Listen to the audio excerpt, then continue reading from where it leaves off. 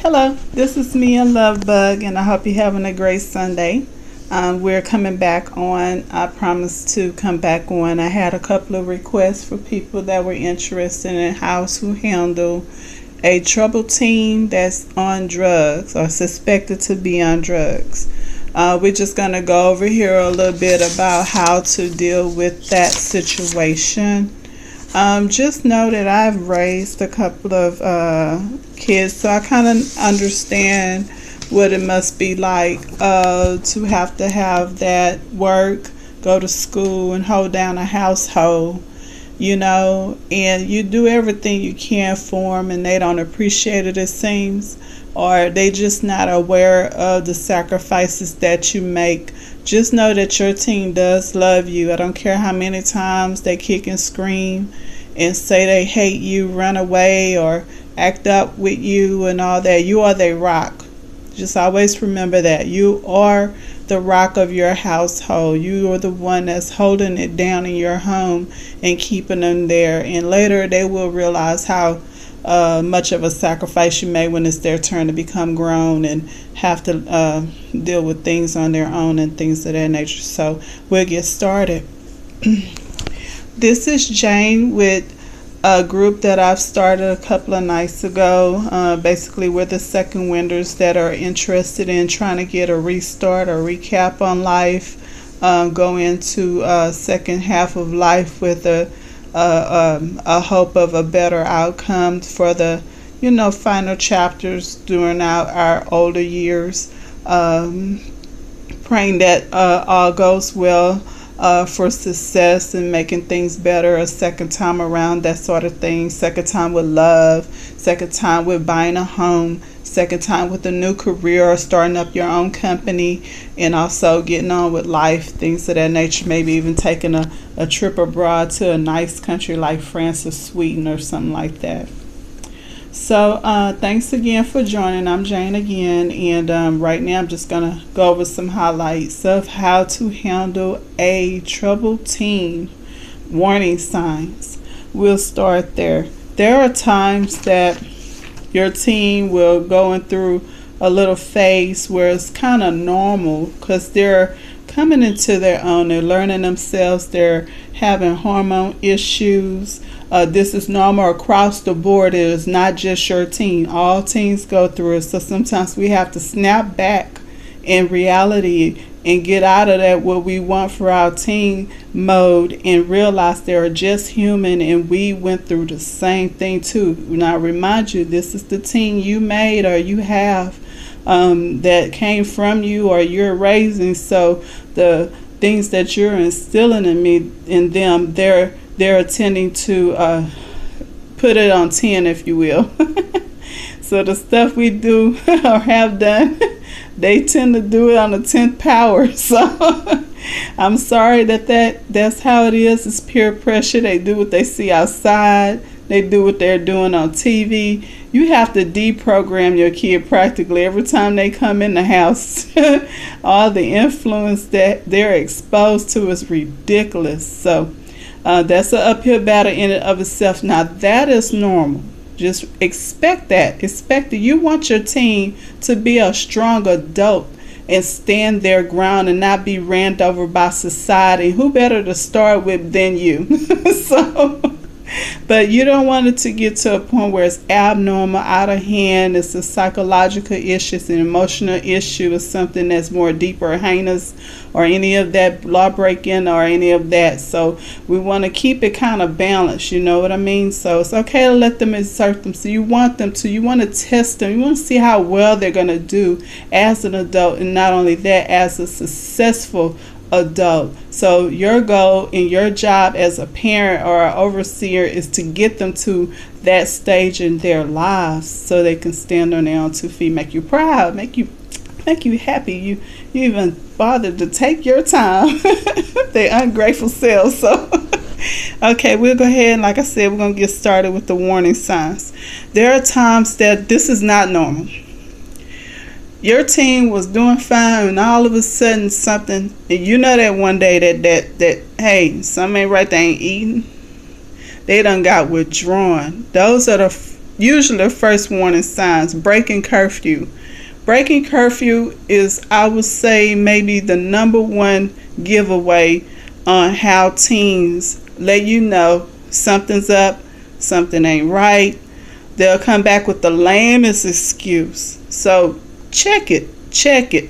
Put your foot down, get on top of it, because actually I may have to cut this pumpkin in three because it's a long detailed way of presenting this. So forgive me if you have to come back to the video to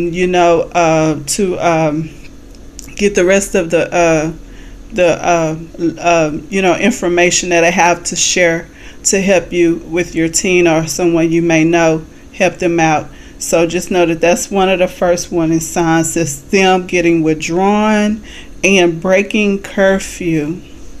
Just know that along that line, once they've started that breaking curfew thing, things may start come up missing, because especially if they're not working. If they're not working and going to school, they have a little bit of time to goof off and get influenced by their friends, so they'll tend to want to get in your things. And I'm not trying to say your baby's a thief, but sometimes they look at, oh, that's my mom's stuff, it's my stuff too. So, or my dad's stuff, that's my stuff too, type thing. This is my house, that's all my stuff in my house, so I have full access. So whatever you do, once you get a teenager, just don't tempt them to have access, because sometimes we are too trusting of our teenagers, because we know they're good kids, we know they're not going to do anything, they're not like the street kids, we're not raising them like that. So take the gun and hide it. Just know that if you're not a gun range person where you're teaching your child how to shoot or hunt, hide the gun, hide it, disarm it, hide it.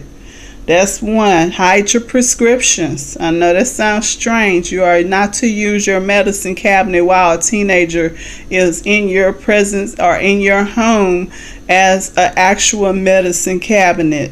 You keep your medicine under lock and key. Unfortunately, that's the time we live in. I hate to be harsh, but that's a fact. You cannot have the two in the same room and you're not present. So please, by all means, do not take offense at any of what I'm saying. It's just advice. You could take it, throw it in the trash, cut off the video. It doesn't matter. Just know that I'm going to share the facts.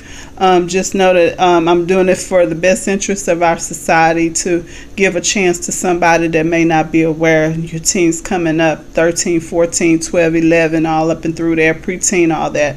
Hide your prescriptions. Their hygiene's going to suffer. You're going to notice they're not going to want to take a bath as much. They'll wear clothes 2 or 3 days. It's no big deal to them.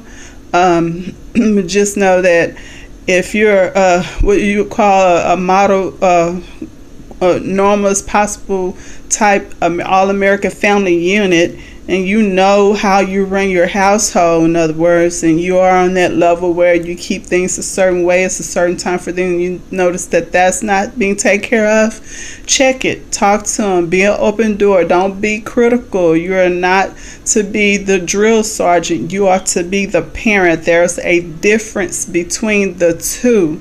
I've seen parents all the time, and the child run to an outside source. Next thing you know, they're turned out to the streets because they're too afraid to talk to their own parent that made them, or have them in their custody. So please, by all means, don't badger them and be difficult with them, because they're going to shut down, and all you're going to do is have an uphill battle from there. So their friends change. You notice they used to have certain type friends, and all of a sudden they have these quote unquote type friends.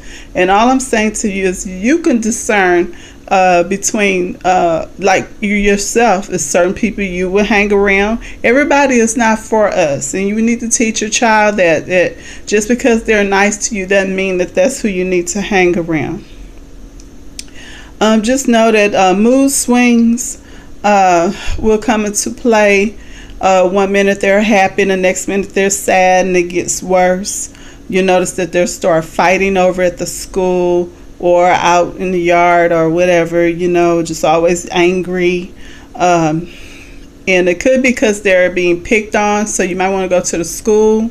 Make sure first, you know, reach out all avenues. Make sure that they have some type of role model. If they're a kid boy, just know that you want to just lean to your church to have someone watch after them after school, or be like a big brother, big sister. Get on the internet, look up big brother, big sister, see if there's a way you can sign up for that. There are other places that you can turn to for assistance in that area, as far as making sure your child has someone to turn to, like the coach at the school. Get them involved in sports if that's not their thing. Get them involved in academics if that's not their thing. Get them a little part-time job. Something's got to work, or have it where they have some type of caregiver. They don't have to necessarily be aware. You don't have to share everything with your kid. That's not your job to spell to them every single thing, because that gives them the upper hand, because they're cunning. They're learning to use a part of their brain they had never used before. So that means they're while turning into adults. They will try on an adult level, but at an immature, experience with the adult decision that they made. So they'll make adult decisions without the experience, and it's our job as parents to help them understand how to keep the boundary of what it is that they shouldn't be doing at this point in time. The time will come for stuff, but not now. You're still growing, you're still young, you're still inexperienced, you're still getting to understand your own body and mind. So we need to keep those in check.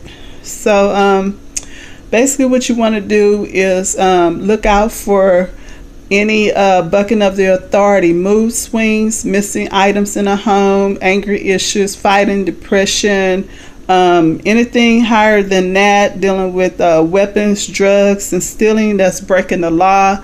You definitely want to check that. Making sure that you reach out to your resources. Do not try to do this alone. I see so many times people try to just handle it on their own, and you can't. Be honest with yourself and let yourself know that out of love for yourself, you need help. You need the counseling too. So reach out to a counselor on the internet, or somebody that's able to be a professional help to you and your family. I don't know about the free resources. You would definitely have to check into that. Take your kid out sometimes. Just snatch them up. Take only one friend that you could halfway think they're decent enough to even be around you, that you know this kid for a little bit enough to take them to at least McDonald's or to a park. You don't have to spend a lot of money. Spend time with make it a point to spend time with your kid. If your job won't allow you to spend time with your kid, you might need to change jobs, because your teenager needs you more than ever now. You're guiding him into the direction of college or a work environment, and being able to stand on their own 2 feet, and they need the skills of another person to help them understand how to hone in on how to develop themselves to a point of, how you say, a model citizen. So trying to develop a system of accountability is the goal. Make sure you assign chores or a part-time job where it's paying. Just know that they're needing to earn every dollar that you give them now. There are no more such thing as allowances. Allowance days are over. They're old enough to work.